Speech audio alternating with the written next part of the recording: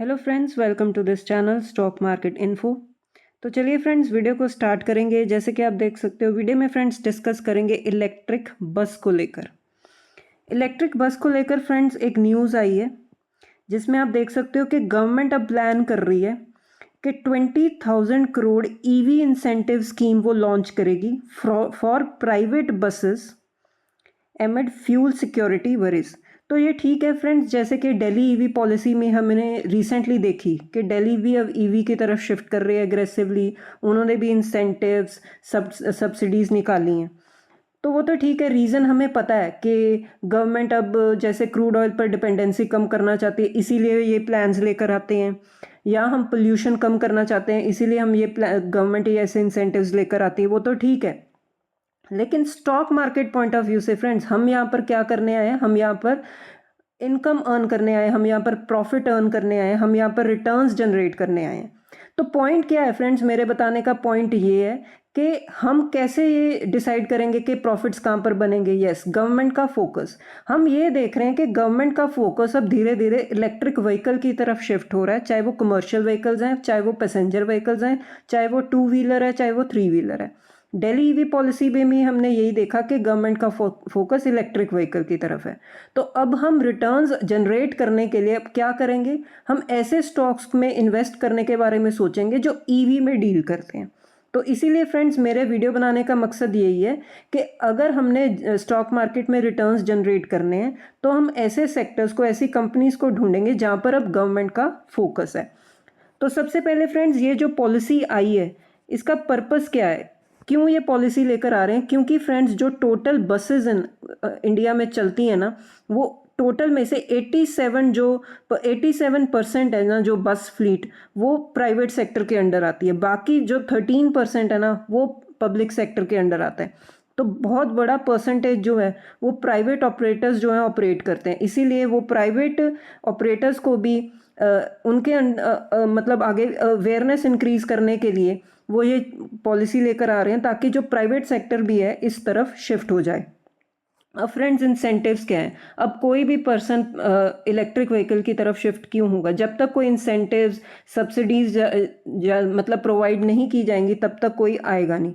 तो इंसेंटिव्स क्या है फ्रेंड्स? सबसे पहला इंसेंटिव है इंटरेस्ट सबवेंशन स्कीम। अब ये क्या होता है फ्रेंड्स? ये होता है एक फाइनेंशियल सब्सिडी देती है गवर्नमेंट। कैसे?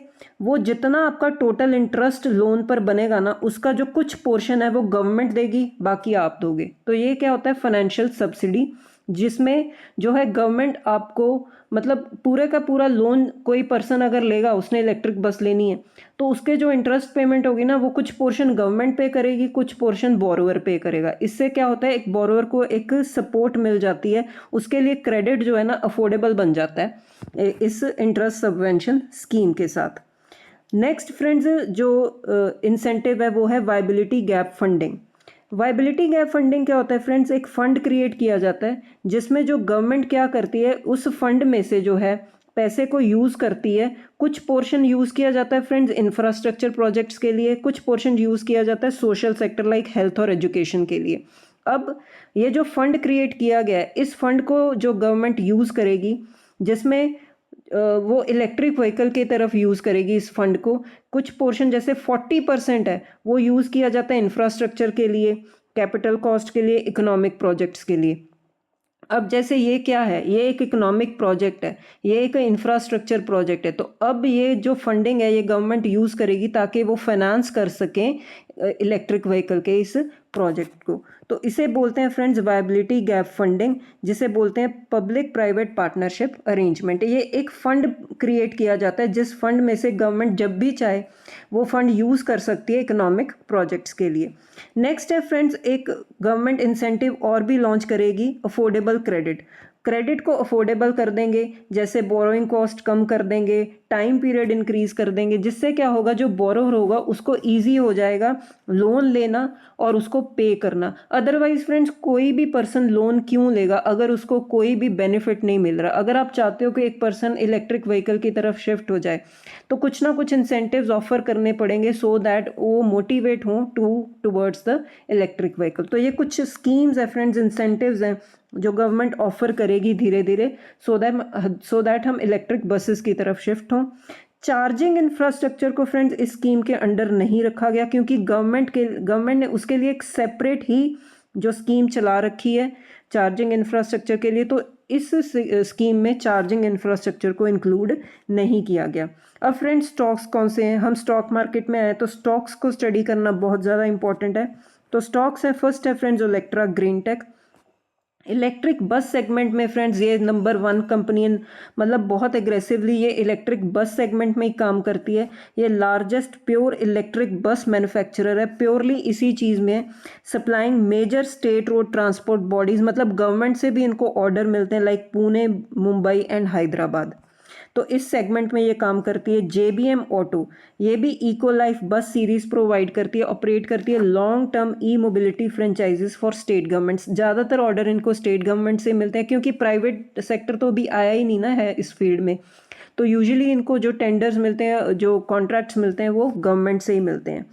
नेक्स्ट है फ्रेंड्स टाटा मोटर्स। अब मेजर OEM जो प्रोड्यूसिंग है ये कंपनी स्टार बस इलेक्ट्रिक सीरीज़, ये भी इलेक्ट्रिक बस में काम करती है, ऑफर करती है integrated green transit for urban environments. तो टाटा मोटर्स तो फर्स्ट मूवर एडवांटेज लिया था इन्होंने इलेक्ट्रिक व्हीकल में। इन्होंने पैसेंजर व्हीकल में भी इलेक्ट्रिक सबसे पहले निकाला था और इलेक्ट्रिक बस में भी है। नेक्स्ट है फ्रेंड्स स्विच मोबिलिटी। ये एक सब्सिडरी है फ्रेंड्स किस कंपनी की, अशोक लेलैंड, हिंदुजा ग्रुप की कंपनी है, लिस्टेड कंपनी अशोक लेलैंड, बहुत बड़ी कंपनी है। ये भी ज़ीरो एमिशन कमर्शियल बसेस बनाती है ग्लोबल और इंडियन रूट्स के लिए।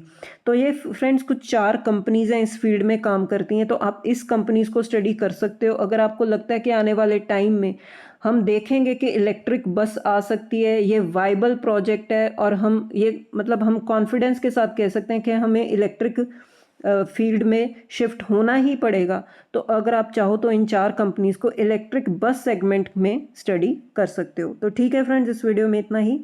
अगर आपको वीडियो अच्छा लगा तो वीडियो को लाइक कीजिए, शेयर कीजिए, चैनल को भी सब्सक्राइब कीजिए। मिलते हैं नेक्स्ट वीडियो में। Till then bye bye.